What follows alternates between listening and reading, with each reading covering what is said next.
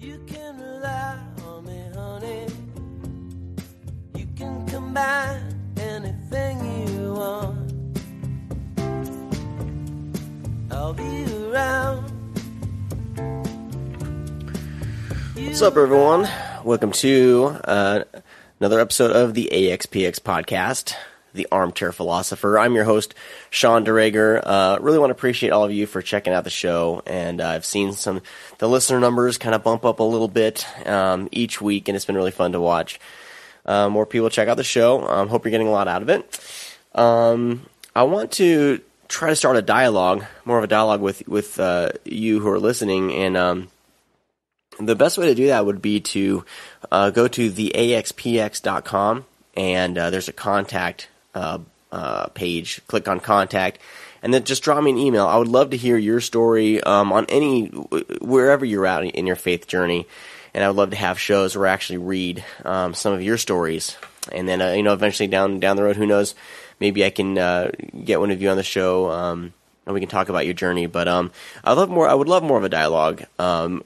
And so you can also dialogue with me on Facebook. Go to facebook.com/theAxPx, and I post tons of stories every week there, and would love to hear your thoughts and opinions. And that's what this is all about. This is all about just having a dialogue about faith, about the journey that we're all on in our lives.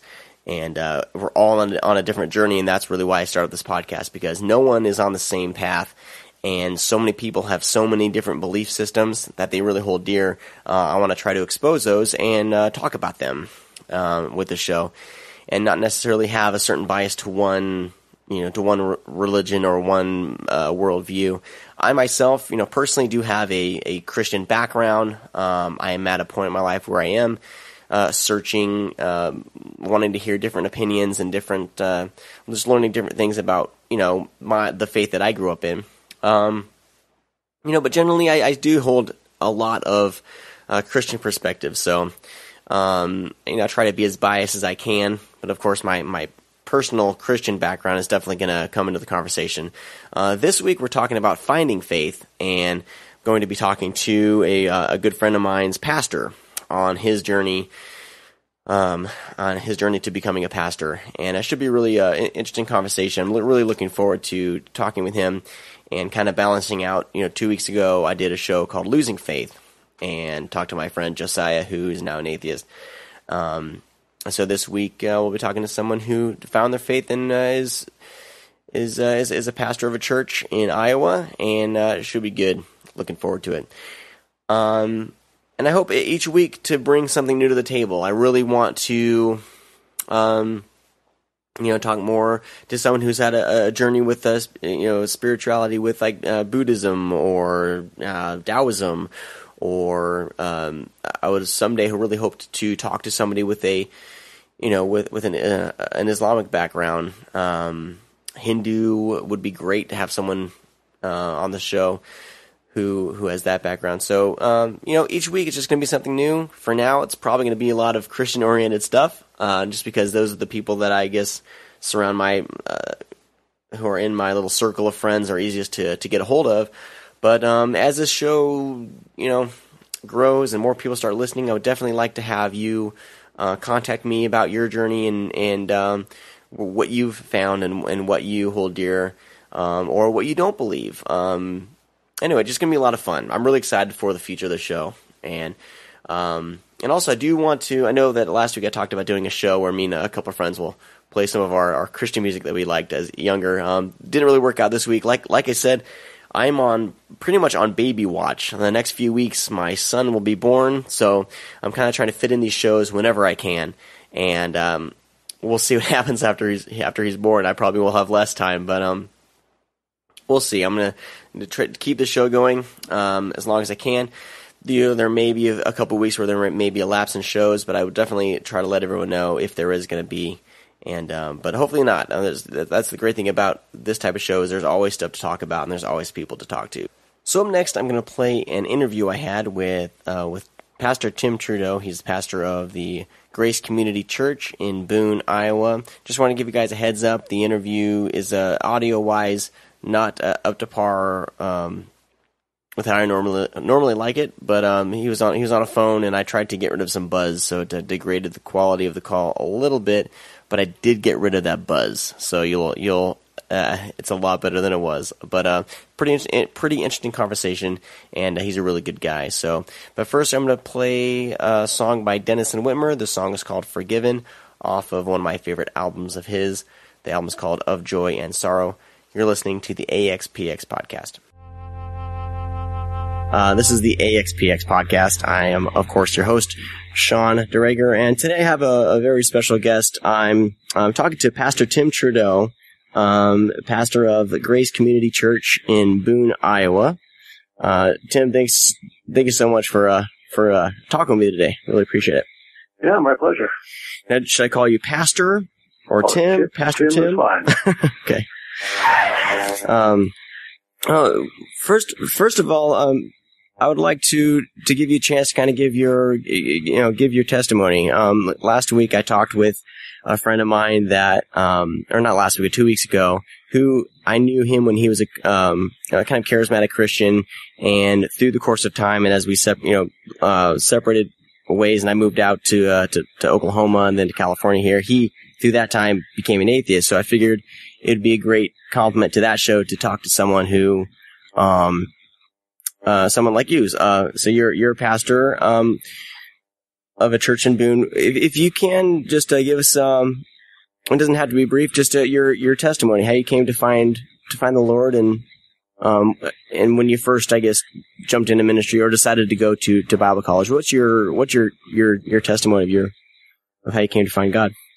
Well, I grew up in a very devout Roman Catholic home, and my parents the same, and all my family on both sides. I'm French Canadian, and my ancestors came down to Minnesota from Montreal, and they were all very devout Catholics. I followed in that train. I grew up an altar boy and a cantor, and regularly attended church, and ended up leader in the youth group and that sort of thing in the Catholic Church. And when I was junior in high school, I landed a lead in a high school musical, Brigadoon, as it turns out. And about these two Americans that stumble across this town in the Scottish Highlands that only appears once every 100 years. And I was one of the two Americans. And we took musicals very seriously in our high school, and we rehearsed for 3 months leading up to the production. And it turned out that 4 of the 6 leads that were together night after night for these 3 months, it was just obvious there was something different about them. They were all friends. They all went to the same church. And the way they related to one another, and also the quality of their life, their joy, their integrity, it was just obvious there was something there.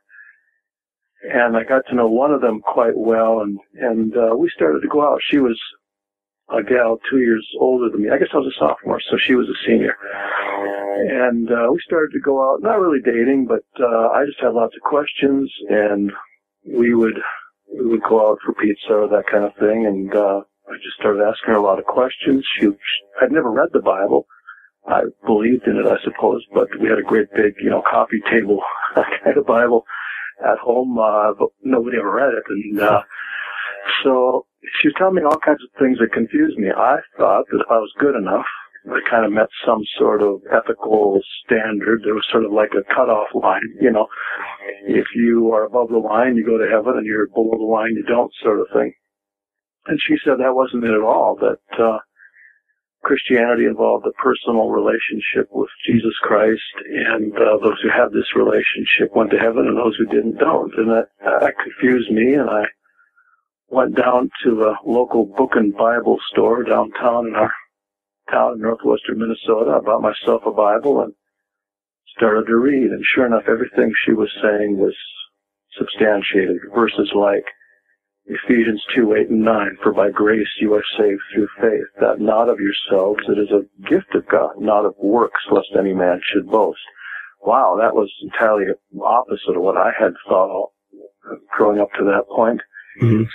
And I was then a junior when she and I had another conversation one night, and she kind of led me in a prayer where I thanked Christ for dying on the cross for my sins. I didn't really know quite what to say, but I never really prayed anything other than, the Lord's Prayer, the Virgin, the prayer to Mary and that sort of thing. So I'm trying to put this in my own words when I'm praying, but, thanks for dying on the cross for my sins. I want to be in a relationship with you, and I trust you with my life. Something like that. Mm-hmm. And from that day, things were different. I just, my life changed, my friends changed, my goals changed. I had been thinking, probably medical school, and, my parents were very much for that. And, but by the time I was a senior, I already sensed God was calling me into some kind of Christian ministry. My parents were dismayed by all this on the one hand, and kind of confused by it. On the other hand, they saw some changes in me. I was more respectful at home and other kinds of things. But when I said I thought I was going to go into Christian ministry, they were dead set against it. They said, well, if you're going to do that, we're not going to help you and support you in any way. It was quite a shock to them. My family was heavily Catholic for centuries, really. Mm-hmm. So I went off to college, double majoring in biology and chemistry because I wanted to respect them and honor their wishes. And after a year, without any further comment on my part, without me really saying anything to them, a year later they came to me and said, well, we changed our mind. Do whatever you want, and we'll support you in it. So I changed my majors to speech and history and finished college, went on to seminary in the Chicago area, and now I've been pastoring for almost 30 years. Which seminary did you go to in Chicago? Trinity Evangelical Divinity School. It's in Deerfield, the northwest suburb of Chicago. Great. So you said about, the Roman Catholic Church, you kind of, when you met this Christian girl, she had a lot of different things to say than you had learned in the Catholic Church. Did you go through like catechism and stuff like that through the Catholic Church? I did, yep. So what was missing from, so you go through catechism, which is, it's biblical learning, right? It's kind of like, it's not Sunday school, but it's kind of a class you go to and you graduate from. Is that correct? Right. So all that time in catechism in that church, what were they teaching you that was, what were they leaving out? I mean, it always blows my mind. 'Cause my mom was raised Catholic, and it was the same thing when she became a Christian. There was all this stuff that she didn't really know. What did they actually focus on, I guess, in catechism and the Catholic Church? I remember memorizing the popes, and it was a lot of Catholic Church history and Catholic Church doctrine. We didn't really talk about the Bible or really even open the Bible. I hardly remember ever holding a Bible in my hands until this woman, this Christian friend in the high school introduced me to it. I was quite surprised. In fact, I didn't even know that there were two books of the Bible that had my name to them. First and Second Timothy. Or maybe if I knew it, I didn't even think about it until she showed me the Bible. And those are the first two books that I read just because, wow, look at that. My name's in the Bible. That's really interesting. So they focus mainly on kind of Catholic Church doctrine and the Catholic Church history. That's really interesting. Did they teach anything? Because I know the Catholic Bible has Apocrypha book. Did they teach any of that, or was that just everything was kind of left out? I didn't even know until later that there was a difference between the Catholic Bible and the Protestant Bible. If they mentioned it, I missed it. I don't remember. That was probably 7th, 8th grade. Okay. If they talked about that, I didn't. That part went right past me. Yeah. So you go to seminary. What were your kind of was seminary pretty smooth, or were there any challenges with once you started learning more and more about the Bible and I don't know if they went into biblical history or anything like that. Were there any challenges you had to get over during seminary? What was the biggest hurdle you faced during those years? Well, one hurdle was a lot of the guys I was in seminary with had grown up in a Protestant church. They had gone on to Bible college, like maybe Wheaton Bible College or some other school where they've had a lot of Bible training. They maybe had Greek already. I was way behind the curve, I suppose, is what it amounts to. And I had a lot of catching up to do. And so that was one challenge. The professors were using terms, theological terms and philosophical terms in the classroom that most of the students were familiar with, and I wasn't. The teachers assumed some things that, at least in my case, couldn't be assumed. I remember D.A. Carson was a professor and mentor of mine in seminary, and I remember him asking in class, how many here had never read through the Bible entirely even one time before you came to seminary? And I was the only one who raised my hand. So that was a challenge. It also, it wasn't exactly what I expected. I never really talked to anybody who'd gone to seminary. I didn't know what to expect. I just kind of thought you covered the whole Bible and you came out and you knew the whole Bible, and it wasn't like that at all. It was more, they were putting tools in my hands so that I could study the Bible the rest of my life, which makes sense. It's just that that wasn't what I just didn't have any concept of what to expect, and it wasn't quite what I expected in that regard. Right. So once you get out of seminary, did you start pastoring right away? Did you have odd jobs? What was the kind of the? Yeah, the church I started attending in high school, I started going on Wednesday nights to youth group and Sunday night church with these new friends I'd met through this musical, and going on Sunday morning to Catholic church with my parents. So I was going to both for the last couple of years of high school. And, let's see, what was I going with that? Oh, getting into the pastor. So I went back there. After 2 years of seminary, I went back to that church, and I was a full-time intern, kind of a youth pastor, but I also led a senior citizens Bible study and did some other things. I was there for a full year, a really good experience under a godly mentor. And then when I went back to seminary for my final year, the church I had been attending in the Chicago area, their pastor left just 3 months after I got back to seminary. So I wasn't even done yet, and that church asked me if I'd be interested in being their pastor. So I didn't even go through the normal process of applying and, going through the district superintendents and that sort of thing. This church just asked me to submit my resume. I did, and they called me as their pastor. And that was in Fox Lake. It's a far north suburb of Chicago, and I was there 6 years.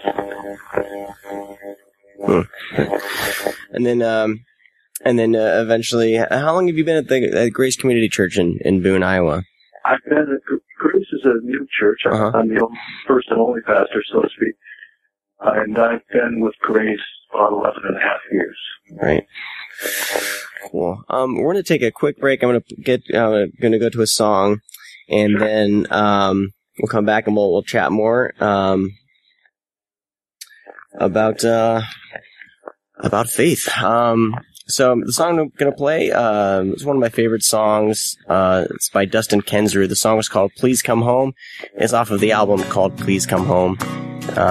So this is Dustin Kensrue. We'll be back talking to Pastor Tim Trudeau right after this. So that was Dustin Kensrue. The song is called Please Come Home, one of my favorite songs off his album. It's his only self-titled, or it's his only album out right now, and I believe he's actually working on a praise album next. So you should check it out. Good stuff. He's actually the lead singer of the band Thrice, if you've ever heard that band. So good stuff all around. I'm talking to Pastor Tim Trudeau of Grace Community Church in Boone, Iowa. So now I want to talk to about, pastoring a church today. I mean, it seems like a lot of people like my age and maybe a little bit below, like, I don't know what causes it, but we seem to, at least the people I know, there seems to be more of a struggle with kind of settling on the Christian faith, or there seems to be a lot more. I mean, maybe it's been all the way around, but with my friends right now, there seems to be a lot of doubt right now with this generation. And I don't really know what caused it. Do you see that in your church with your congregation? Do you have conversations with people kind of struggling with that? As far, I guess, the age group, I don't know, 20s to 30s? Yeah, sure. I do see a lot of that. I'm not sure what the explanations are either. I mean, it seems so very depending on the person. Some grew up in a church where they didn't have a very good experience. People there said one thing and did another, and that hypocrisy turned them off, or they came from a kind of a legalistic background, or they came from maybe the other side, such a heavily charismatic kind of thing that there was no substance to it, or they came out of a church that didn't really preach anything. There was no foundation to it. And so there are all kinds of backgrounds or reasons why people who were previously churched have walked away from it. It really is quite varied depending on where they came from, I guess. The church. How would you count, like if someone came to you saying, hey, I have a bunch of downs. So how do you counsel? Do you have you counseled anyone? Has anyone come to you? And sure. How do you respond to them? I mean, I know this is, everyone's experiences are different, but, are there certain things that you, I guess, it's hard to get general with this kind of question, but, how would you, I guess, encourage them? Well, it does, of course, depend upon the person. Some you have to go all the way back to sort of a foundationalism. I mean, is there such a thing as truth? Is there anything we can know truly? What is truth? And those sorts of questions. Some folks are way back that far. You know what I mean? Others aren't questioning those kinds of things. That it depends a little. I taught philosophy for several years at the community college here. I had a lot of fun with it. I taught philosophy and ethics, and so I've had a lot of experience. A lot of the students were dealing with the kinds of things you're talking about. It's fun to interact with them, and so that gives me a background to answer some of those questions or kind of walk them through, at least where I've gone. Where's my certainty? Where's my hope? Those kinds of things.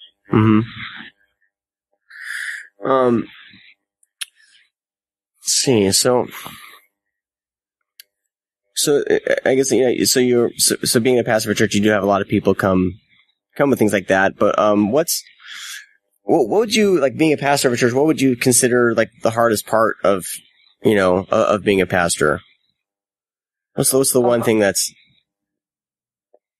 yeah, that's a good question. Everybody likes to be liked, right? You like to have people pleased with you. You like to have people like you and that kind of thing. And when you pastor, we run about 220 people here on a Sunday morning, and so our total church family is probably 450, something like that. If you included everybody, we call this their church home.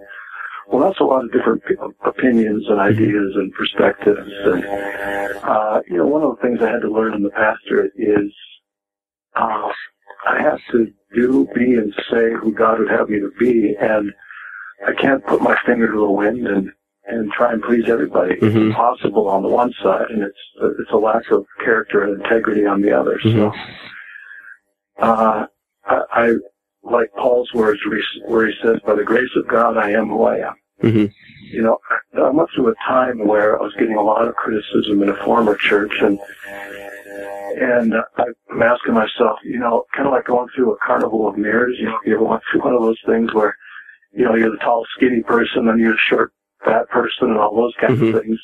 That was a helpful image to me. Either way this person sees me, the way that person sees me, or who am I? Well, by the grace of God, I am who I am, and I have to not pay that much attention to other people's views of me or other people's desires of me or that sort of thing. I just have to do as I believe God would have me to do, be who God would have me to be, and then, like Paul says, hope to hear his well done, good and faithful servant. Right. Not strive just for their approval first. Right. Yeah. That's interesting because I mean, if you read the New Testament, I mean, I think Paul is pretty open with the things he struggled with, and I know that him and Peter didn't see eye to eye on things, and that's evident in the New Testament scriptures. And so yeah, I think that's an important thing for people to hear, because I think a lot of people, and me included, just with my church history, I put a lot of stake into the pastor, and I think that, and I was talking about this last week about even with Christian bands, for some reason people seem to put their idea of the individual on that person, and then when that person doesn't live up to it, they get hurt and they walk away. So I think it's great to just be who you are, because I think people see that there's an honesty and integrity to that. Yeah. And that's how I try to live my life. Try to be pretty honest with what I'm feeling even though it'll tick some people off, or people get right now with my I'm reading a whole lot, and I've kind of going through a journey of finding what my faith is, and me being open with that was hard. Open about that was hard to a lot of people, especially my family. So I think it's good to be that way, especially as a pastor. It's just good for people to, I guess, see you as a human being. It's hard to please everyone, but that's a good philosophy. I hope that honesty, integrity, those transparency, I hope those are words people would use with me. That's certainly who I want to be. Yeah. You said you taught philosophy. Do you, was it for a couple of years at the community college? I think it was 2001 to 2006. Yeah. 4 or 5 years. Do you find that experience, kind of helps you with your weekly, sermons? Do you incorporate, do you feel like that helps you with being a pastor of a church, having I did. It helped me understand, after you've been a pastor for so long and you just deal in a church world, so to speak, you kind of forget that. I'll quote it back to my seminary experience. When I came there and everybody else knew all the language and I didn't. Mm-hmm. Well, I kind of forget that there are a lot of people out there who don't know the language, so to speak, that I know. And it reminded me that I can't take as much for granted in terms of the basic knowledge, so to speak, that they already possess when I'm preaching. I try and think about, someone in the class who didn't know that the Bible had both an Old and a New Testament. Mm-hmm. Well, that's pretty basic, and they didn't even know that. Mm-hmm. Well, what if those people are coming into the church here? I can't use theological language that confuses people without explaining the terms at least, or just acknowledging that in our culture, people don't have the background in the Bible that I probably over-assumed earlier in ministry, and I try not to assume quite as much anymore. Mm-hmm. So what's the in your ministry and all your years of being a Christian, what's the one thing that helps that God is there? You know what I mean? And this is something that I personally wrestle with. Yeah. Me being young, and I see people who have, I had this experience and that experience. What's the thing that affirms to you daily that God is definitely real and definitely a part of your life? Well, part of it is experience, of course. I mean, On the one hand, you ask me how do I know, and I would just say, I know. I mean, I don't expect that to be convincing to anybody else. Right. But my own experience is convincing to me. So I've experienced the sweet presence of God with me. I've felt, metaphorically speaking, His arms around me. I've felt what Romans 8:16 says. The Spirit testifies to our spirit that we are children of God. Well, I've heard that. What I mean? I mean, not like the clouds part and the voice of heavens, But I mean, I can say that within myself, I've experienced it. I've tasted of that. So that would be, for me, that's the most convincing argument. I don't expect others to be convinced by that argument, and I make more, a defense of my faith going elsewhere with other people. But was there a time in your life that you felt it the most? Situation. And I've heard others say similar kinds of things, and I think even in Scripture that you see people have had experiences, and it's often in the darkest or the most painful times when God draws most intimately near. And you, for example, Job was a very godly man, a righteous man, whom everyone would have said knew God better than almost anyone else they knew. And yet after Job went through all of his trials that are chronicled in the book that bears his name, it's toward the end of that book that God reveals himself in a way Job had never seen him before. And so Job says, I think it's chapter 42, before I had heard of you by the hearing of the ear, but now I see you with the seeing of the eye. I mean, his experience and God disclosing himself to Job in the midst of the trial caused Job to see God in a way he'd never seen him before. And I could say I've experienced something like that. I went through a church split that was a very painful experience. I went to pastor a church that I knew was divided, and I thought I could be an agent of unifying agent in the church, and it turns out the division only became worse, and the church split, and I resigned, and it was a very painful time. And I can say that God sustained me. He drew near to me. He showed himself to me in ways that were comforting and helpful during those days. That's good. Well, I'm trying to think if there's anything else, any other questions for you. I guess I listened to one of your sermons earlier today, and I really appreciated it seems like you take a lot of there's a lot of thought put into the sermon. That's how I perceived it.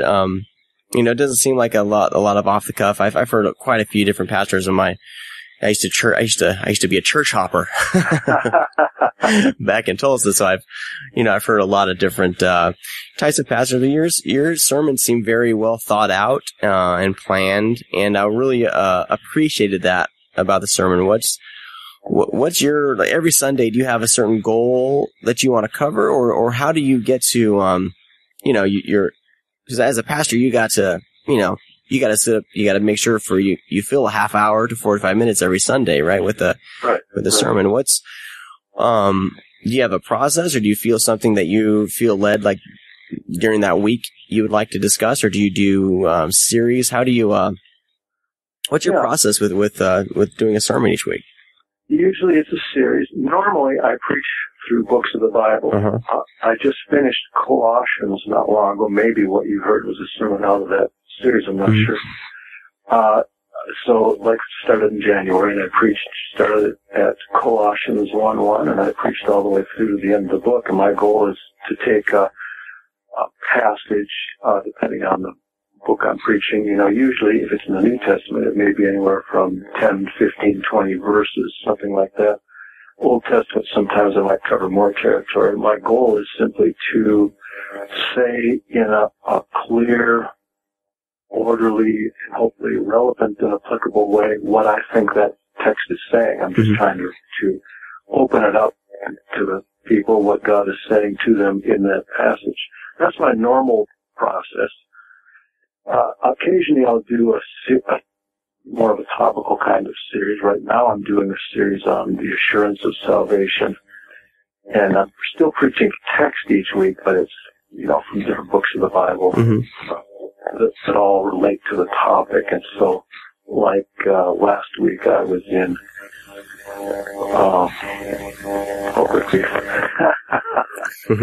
my mind just went blank. I was in John chapter 14, and the week, I've been in Romans, I've been in 1 John, I'll be in 2 Timothy, different passages over the course of this series. But typically I'm preaching through a book. Last year I did something that was probably the most daunting I've ever done for me and the congregation. And I started in the beginning of January in Isaiah chapter 1, verse 1, and we ended the third week of December in Isaiah chapter 66. Just wow. went straight through. And that was hard for me, and I think people appreciate it, but it was harder to hear than a lot of things I've done. Right. That's a big book. It was, sure. Yeah.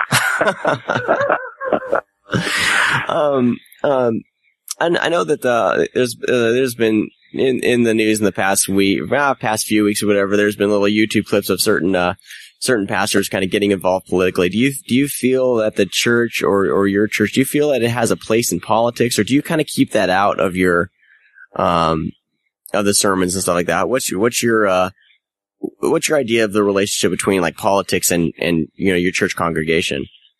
Yeah, that's a good question. I suppose if you asked our congregation, they would say I stay out of it. Uh-huh. I don't preach relevant political issues. I may occasionally reference them, if it's relevant to the text I'm preaching, mm-hmm. that kind of thing, mm-hmm.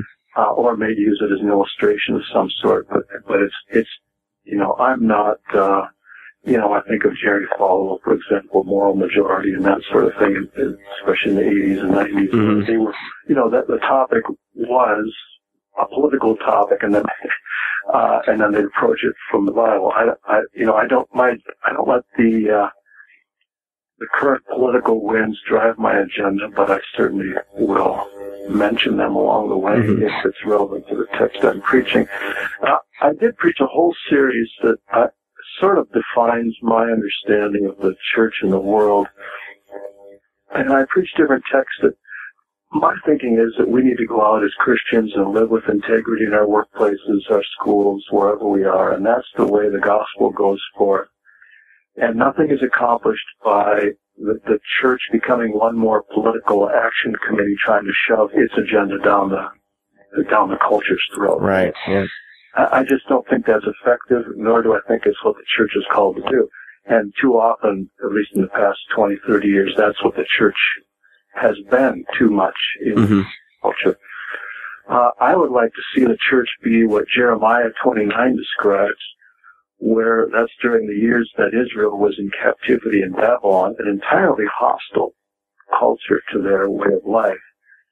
And Jeremiah's instructions come, and he seek the welfare of the people among whom you're living in Babylon, and do good for them and pray for them. And that's how I would want the church to interact with the world, and that's how I would want our church to be seen in relationship to at least our community and culture. That's good. Yeah, I wish more churches were like that. I would.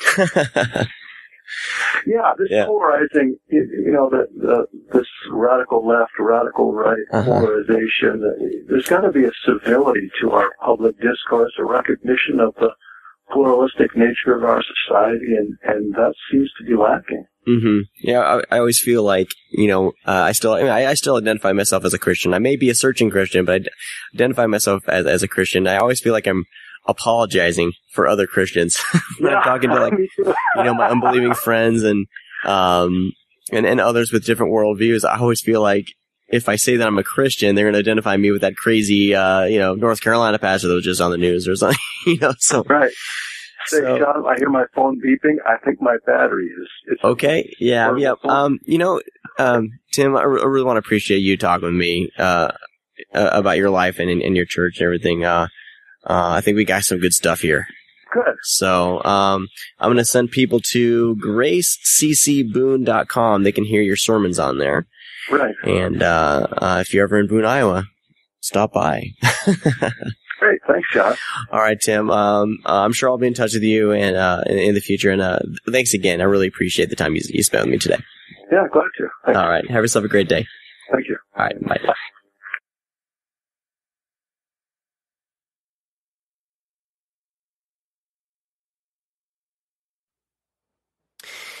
And I'd like to, again, thank my guest, Pastor Tim Trudeau of Grace Community Church in Boone, Iowa. Again, I would love to hear your guys' thoughts on the show, on topics that I post on the website or the Facebook. You can find me on Twitter at the AxPx. You can find me on Facebook, facebook.com/theAxPx, or go to theaxpx.com, and you'll find the shows there. And whenever I'm able to write an article, I'm going to put up an article up on there. The show's in iTunes. If you haven't found the show in iTunes yet, if you're listening on the website, go to iTunes and subscribe.